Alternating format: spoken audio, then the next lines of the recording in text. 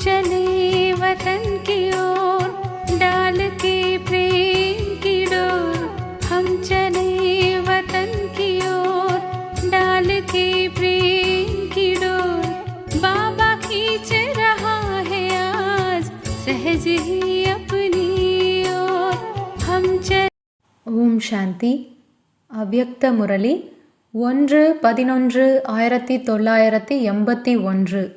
முரளியின் தலைப்பு சேவையின் வெற்றிக்கான சாவி. இன்று பாப்தாதா குழந்தைகளை எந்த ரூபத்தில் பார்த்து கொண்டிருக்கிறார்? இன்று உலக சேவாதாரி தந்தை தன்னுடைய சேவாதாரி குழந்தைகளை பார்த்து கொண்டிருக்கிறார். அதாவது தன்னுடைய இறை சேவாதாரி குழந்தைகளை பார்த்து கொண்டிருக்கிறார். யார் இறை சேவாதாரியாக இருக்கிறாரோ அவருக்கு எப்பொழுதும் இயல்பாகவே தந்தை மற்றும் சேவை இரண்டும் சேர்ந்தே நினைவில் இருக்கிறது. பொதுவாகவே இன்றைய உலகத்தில் கூட யாராவது ஒருவருடைய காரியத்தை செய்யவில்லை மற்றும் உதவி செய்பவராக ஆகவில்லை என்றால் பகவானின் பெயரால் இந்த காரியம் செய்யுங்கள் என்று கூறுவார்கள். ஏனென்றால் பகவானின் பெயரால் உதவி கிடைத்துவிடும் மற்றும் வெற்றியும் கிடைத்துவிடும் என்று நினைக்கிறார்கள். ஏதாவது சம்பவமற்ற காரியம் மற்றும் நம்பிக்கை இழந்த விஷயம் இருக்கிறது என்றாலும் பகவானின் பெயரை கூறுங்கள், காரியம் நடந்துவிடும் என்று கூறுகிறார்கள். இதன் மூலம் என்ன நிரூபணமாகிறது? சம்பவமற்றது சம்பவமாக அல்லது நம்பிக்கை இழந்த நிலையிலிருந்து நம்பிக்கைக்குரிய காரியத்தை தந்தை வந்து செய்தார். அதனால்தான் இன்று வரையிலும் இந்த பழமொழி நடைமுறையில் இருக்கிறது. ஆனால் நீங்கள் அனைவருமோ இறைவனின் சேவாதாரிகள்தான். நீங்கள் பகவானின் பெயரை மட்டும் சொல்பவர்கள் அல்ல, ஆனால் பகவானின் துணைவர்களாகி உயர்ந்த காரியம் செய்பவர்கள். அப்படி இறை சேவாதாரி குழந்தைகளின் ஒவ்வொரு காரியத்திலும் வெற்றி நிச்சயிக்கப்பட்டது.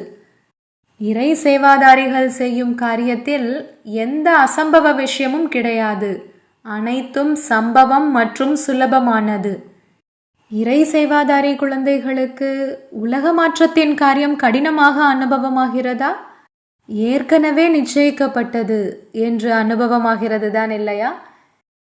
எப்பொழுதுமே இதையோ அநேக தடவைகள் செய்திருக்கிறோம் என்ற இந்த அனுபவம் தான் செய்கிறீர்கள். எதுவும் புதிய விஷயமாக அனுபவம் ஆவதில்லை. ஆகுமா ஆகாதா, எப்படி ஆகும் என்ற இந்த கேள்வியே எழுவதில்லை. ஏனென்றால் தந்தையின் துணைவர்களாக இருக்கிறீர்கள். எப்பொழுது இன்று வரையிலும் பகவானின் பெயரை எடுப்பதினால் மட்டும் காரியம் நடந்தேறி விடுகிறது என்றால் உடன் காரியம் செய்யும் குழந்தைகளின் ஒவ்வொரு காரியத்திலும் வெற்றி நிச்சயிக்கப்பட்டது. எனவே பாப்தாதா குழந்தைகளை எப்பொழுதும் வெற்றி அடைபவர்கள் என்று கூறுகிறார். வெற்றி நட்சத்திரங்கள் தன்னுடைய வெற்றி மூலமாக உலகை ஒளிமயமாக ஆக்குபவர்கள். தன்னை எப்பொழுதுமே அந்த மாதிரி வெற்றி அடைபவர் என்று அனுபவம் செய்கிறீர்களா? ஒருவேளை நடைமுறையில் எப்பொழுதாவது வெற்றி கிடைக்காமல் அல்லது கடினம் அனுபவமாகிறதென்றால் அதற்கான காரணம் சேவாதாரியாக மட்டும் ஆகிறீர்கள், இறைவனின் சேவாதாரியாக ஆவதில்லை.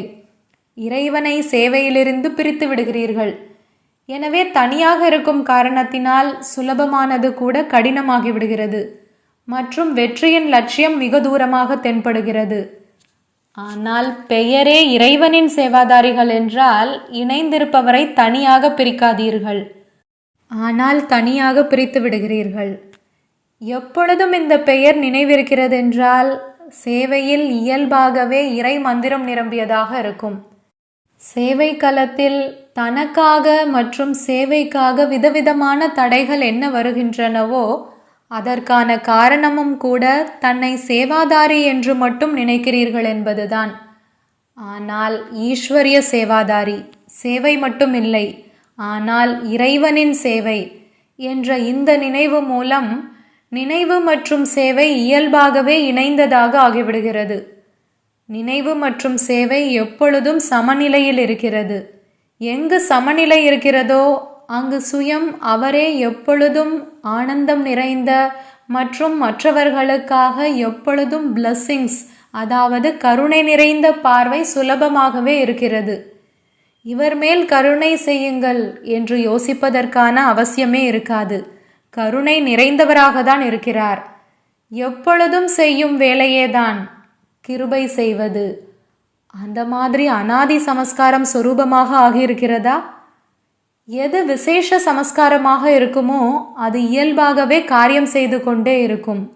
யோசித்து செய்ய மாட்டார்கள், ஆனால் இயல்பாகவே நடந்துவிடும். என்னுடைய சமஸ்காரம் அந்த மாதிரியானது, எனவே அப்படி நடந்துவிட்டது என்று அடிக்கடி கூறுகிறீர்கள். என்னுடைய நோக்கம் அல்ல, என்னுடைய லட்சியம் அல்ல, ஆனால் ஆகிவிட்டது. ஏன்? சமஸ்காரம்.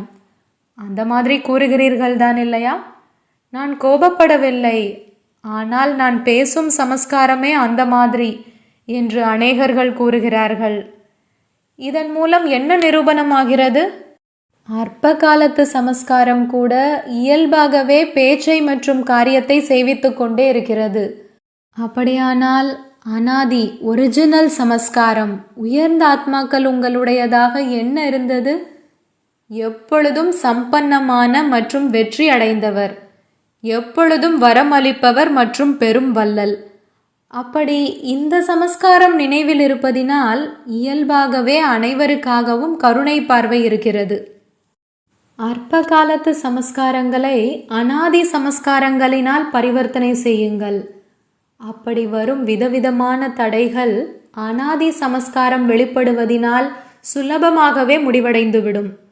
பாப்தாதாவிற்கு இதுவரையிலும் கூட சுயமாற்றம் மற்றும் உலக மாற்றத்தின் சேவையில் குழந்தைகள் செய்யும் கடின உழைப்பை பார்த்து சகித்து கொள்ள முடிவதில்லை. இறைவனின் சேவாதாரிகளாக இருந்தும் கடின உழைப்பா? எப்படி பெயரை கூறியே காரியத்தை செய்விக்கிறார்கள் என்றால் நீங்களோ அதிகாரி ஆவீர்கள். உங்களுக்கு கடின உழைப்பு எப்படி இருக்க முடியும்? பிறகு சின்னஞ்சிறு தவறு செய்கிறீர்கள். என்ன தவறு செய்கிறீர்கள் என்று தெரிந்திருக்கிறீர்களா? நன்றாகவே தெரிந்தும் இருக்கிறீர்கள். பிறகு ஏன் செய்கிறீர்கள்? கட்டாயத்தில் வந்துவிடுகிறீர்கள். பிறகு என்னுடைய சமஸ்காரம், என்னுடைய சுபாவம் என்று சிறிய தவறு செய்கிறீர்கள். அனாதி காலத்திற்கு பதிலாக மத்திய காலம் என்று நினைத்து விடுகிறீர்கள். மத்திய காலத்தின் சமஸ்காரம் மற்றும் சுபாவத்தை என்னுடைய சமஸ்காரம், என்னுடைய சுபாவம் என்று புரிந்து கொள்ளும் இந்த தவறை செய்கிறீர்கள். இது ராவணனின் சுபாவம், உங்களுடையதல்ல. மாற்றான் பொருளை தன்னுடையதாக்கும் தவறை செய்கிறீர்கள். என்னுடையது என்று கூறுவதினால் மற்றும் புரிந்து கொள்வதினால் என்னுடையது என்பதில் வளைந்து கொடுப்பது இயல்பாகவே வந்துவிடுகிறது. எனவே விட விரும்பினாலும் விட முடிவதில்லை. தவறு என்ன என்று புரிந்ததா? நான் இறைவனின் சேவாதாரி என்பதை எப்பொழுதும் நினைவில் வையுங்கள். நான் செய்தேன் என்றல்லாமல் இறைவன் என் மூலமாக செய்வித்தார். இந்த ஒரு நினைவு மூலம் சுலபமாகவே அனைத்து தடைகளின் விதையை நிரந்தரமாக அழித்து விடுங்கள். அனைத்து விதமான தடைகளின் விதை 2 வார்த்தைகளில் இருக்கிறது. அது என்ன 2 வார்த்தைகள்?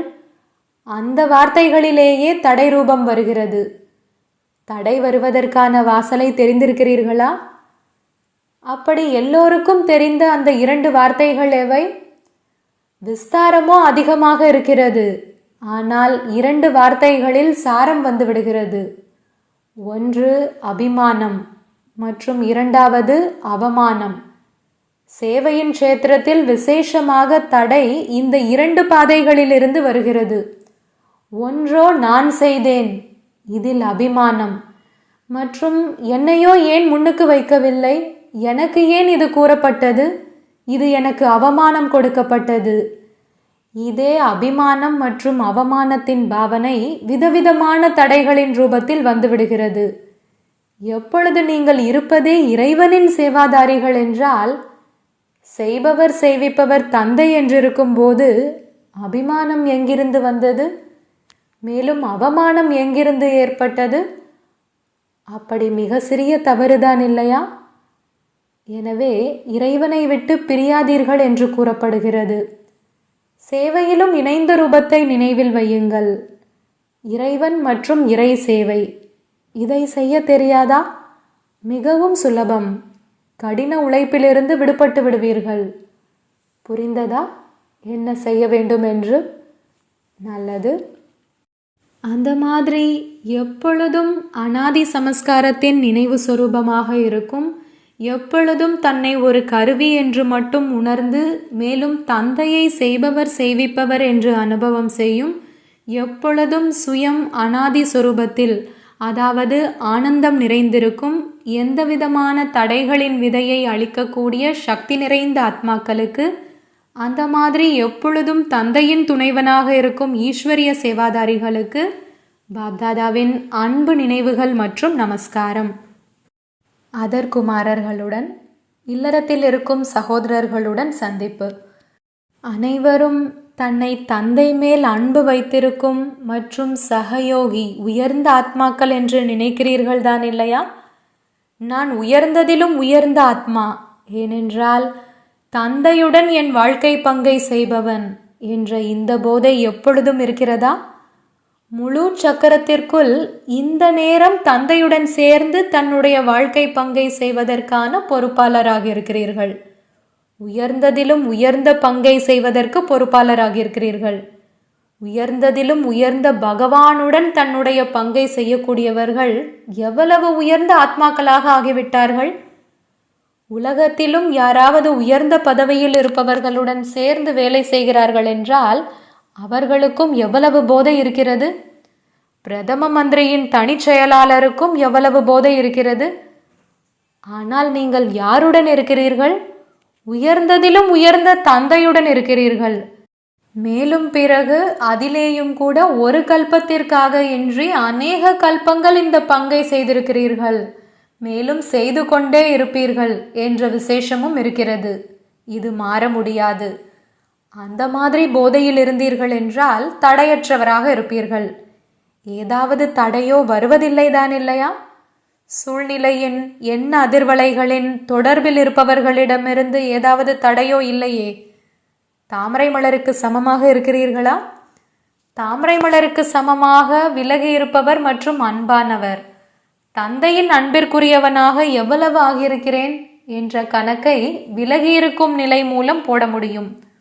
ஒருவேளை கொஞ்சம் விலகி இருக்கிறீர்கள், மீதி மாட்டிக்கொள்கிறீர்கள் என்றால் அன்பிற்குரியவராகவும் அந்த அளவே ஆகிறீர்கள்.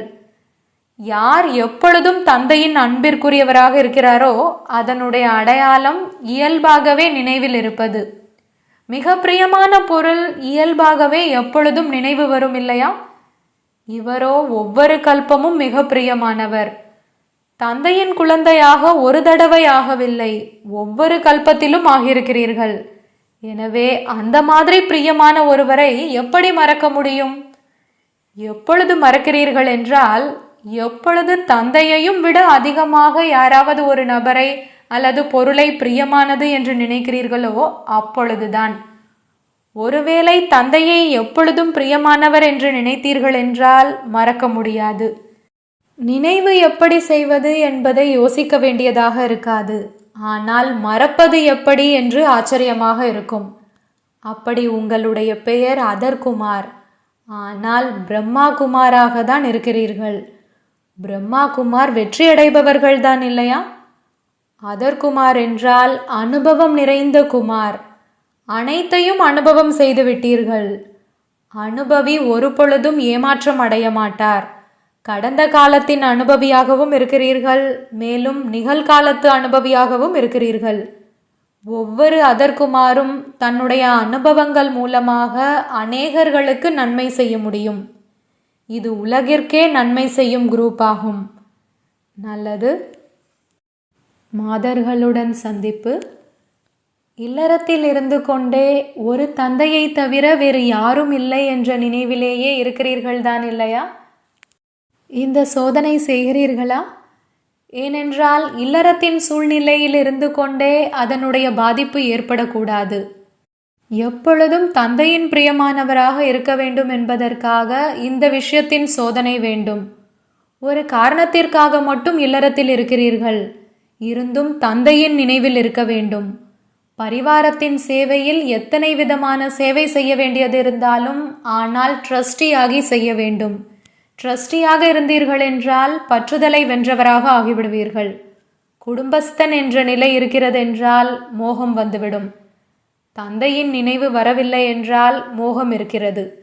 தந்தையின் நினைவு மூலம் குடும்பத்தின் ஒவ்வொரு காரியமும் சகஜமாகிவிடும். ஏனென்றால் நினைவின் மூலம் சக்தி கிடைக்கிறது. அப்படி தந்தையின் நினைவின் குடைநிழலின் கீழே இருக்கிறீர்கள் தான் இல்லையா? குடைநிழலின் கீழே இருப்பவர் ஒவ்வொரு தடையிலிருந்தும் விடுபட்டு இருப்பார். மாதர்களோ பாப்தாதாவின் மிக பிரியமானவர்கள்.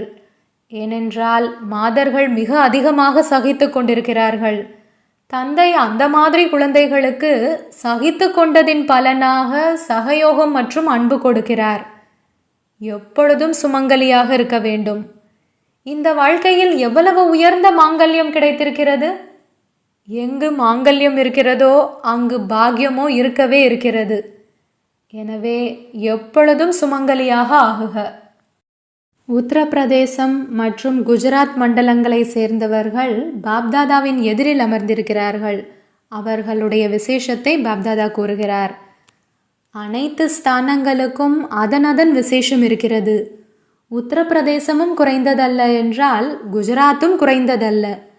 யார் தொடக்கத்தில் ஸ்தாபனை காரியத்தில் பொறுப்பாளராக ஆனார்களோ அவர்களுக்கும் நாடகத்தில் விசேஷ பங்கு இருக்கிறது.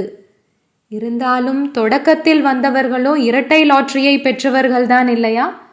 சாக்கார பாபா மற்றும் நிராகார பாபா 2 லாட்டரி கிடைத்தது. இதுவும் குறைந்த பங்கா என்ன? ஒவ்வொரு கல்பத்தின் சரித்திரத்தின் எப்பொழுதும் உடனிருப்பதின் நினைவு சின்னம். இதுவும் விசேஷ பாக்கியம். இப்பொழுது கூட பாப்தாதா அவ்யக்த ரூபத்தில் அனைத்து பங்கையும் செய்கிறார். ஆனால் சாக்காரத்தில் இருந்தவரோ சாக்காரம்தான். சாக்கார பாபா காலத்தில் வந்தவர்களுக்கு அவர்களுடைய விசேஷம் இருக்கிறது. இவர்களுக்கு அவர்களுடைய விசேஷம். இவர்கள் அவ்யக்த பாப்தாதாவிடமிருந்து சாக்கார பாபாவின் அன்பை இழுப்பவர்கள். அநேகர்கள் அந்த மாதிரியும் இருக்கிறார்கள். சாக்கார பாபாவுடன் இருந்தவர்களை விட அதிகமாக இப்பொழுது அனுபவம் செய்கிறார்கள். அப்படி அனைவரும் ஒருவர் இன்னொருவரை விட முன்னுக்கு இருக்கிறார். நல்லது. இன்று உத்தரப்பிரதேசத்தை சேர்ந்தவர்களுக்கு சேவைக்கான வாய்ப்பு. நதிகளின் கரைகளில் ஊபி அதிகமாக இருக்கிறது. யமுனை நதிக்கரையில் ராஜ்ய தலைநகரத்தையும் மற்றும் நடனத்தையும் காண்பிக்கிறார்கள். ஆனால் ஊபியின் பதீத்த பாவனி மிகவும் பிரபலமானது. அதாவது ஊபியின் சேவை ஸ்தானத்தை காண்பித்திருக்கிறார்கள். எனவே அந்த மாதிரி யாராவது ஊபியிலிருந்து அவசியம் உருவாவார்கள். அவர்கள் அநேகர்களின் சேவைக்கு பொறுப்பாளர் ஆவார்கள். அந்த மாதிரி யாராவது தயாராகி விடுவார்கள். எப்படி அமெரிக்காவிலிருந்து ஒருவர் மூலமாக அநேகர்களின் சேவை நடந்து கொண்டிருக்கிறது, அந்த மாதிரி ஊபியிலிருந்தும் யாராவது ஒருவர் உருவாகி விடுவார். அந்த ஒருவர் மூலம் அநேகர்களின் சேவை நடந்துவிடும். செய்தியோ பரவும் தான். எப்பொழுது வெளிநாட்டிலிருந்து செய்தி வருமோ அப்பொழுது அனைவரும் விழித்து விடுவார்கள். இப்பொழுது மிகப்பெரிய விஐபி யாரும் உருவாகவில்லை. இன்று வரையிலும் யாரெல்லாம் விஐபி உருவாகி இருக்கிறார்களோ அவர்களையும் விட அதிகம் பெயர் பெற்றவர்கள் என்று அந்த வெளிநாட்டினரை தான் கூறுவோம் இல்லையா?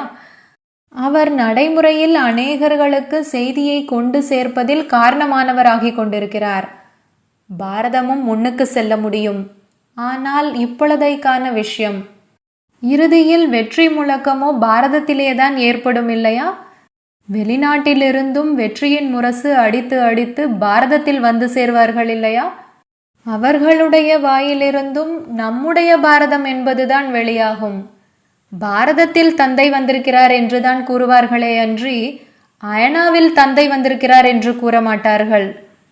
பந்தயத்தில் இந்த நேரம் வெளிநாடு முன்னுக்கு சென்று கொண்டிருக்கிறது. இப்பொழுதைக்கான விஷயம் இது. நாளை இன்னொருவரும் மாற முடியும். ஒருவர் இன்னொருவரை பார்த்து இன்னும் முன்னேறி செல்வார்கள். இப்பொழுது ஊபியிலிருந்து விஐபி யாரையாவது கொண்டு வாருங்கள்.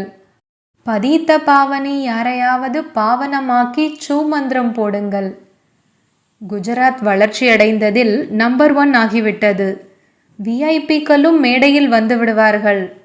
எல்லைக்கப்பாற்பட்ட சேவை செய்யும் மாதிரி விஐபி இருக்க வேண்டும். குஜராத்தை சேர்ந்தவருக்கு குஜராத்தில் செய்தீர்கள். அவரோ சிறிய மைக் ஆகிவிட்டார். நாலாபுறங்களிலும் செய்தீர்கள் என்றால்தான் அவரை பெரிய மைக் என்று கூறுவோம். நல்லது. வரதானம். தன்னுடைய சஞ்சலமான உள்ளுணர்வை பரிவர்த்தனை செய்து சதோப்பிரதான வாயுமண்டலத்தை உருவாக்குவதற்கு பொறுப்பான சிரேஷ்ட ஆத்மா ஆகுக. எந்த குழந்தைகள் தங்களுடைய சஞ்சலமான உள்ளுணர்வுகளை பரிவர்த்தனை செய்து விடுகிறார்களோ அவர்கள்தான் சதோப்பிரதான வாயுமண்டலத்தை உருவாக்க முடியும்.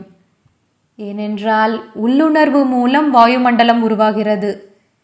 எப்பொழுது உள்ளுணர்வில் இவ்வளவு பெரிய காரியத்தின் நினைவு இருப்பதில்லையோ அப்பொழுது உள்ளுணர்வு சஞ்சலமாகிறது. ஒருவேளை ஏதாவது மிக சஞ்சலமான குழந்தை மிகவும் பிஸியாக இருந்த போதும் தன்னுடைய சஞ்சலத்தன்மையை விடவில்லை என்றால் அவரை கட்டி வைப்பார்கள். அதே போலவே ஒருவேளை ஞானம் யோகத்தில் பிஸியாக இருந்த போதிலும் உள்ளுணர்வு சஞ்சலமாக இருக்கிறதென்றால் ஒரு தந்தையுடன் அனைத்து உறவுகளின் பந்தனத்தில் உள்ளுணர்வை கட்டிவிட்டீர்கள் என்றால் சஞ்சலத்தன்மை சுலபமாக முடிவடைந்துவிடும். ஸ்லோகன். அலட்சியத்தன்மையின் உணர்வை முடிப்பதற்கான வழி எல்லைக்கப்பாற்பட்ட வைராகியம். ஓம் சாந்தி. तुम बच्चों को तो सर्विस करनी है, जो बाबा कहते हैं सबको ये बताओ कि देखो तुम्हारा एम एंड ऑब्जेक्ट ये है, एक गीता है बगैर, ये राजयोग है ना बच्चे। कैसे है राजयोग? बिल्कुल सहज है कि बाप को याद करो तो ये वैसा मिलेगा तुमको। ओम शांति।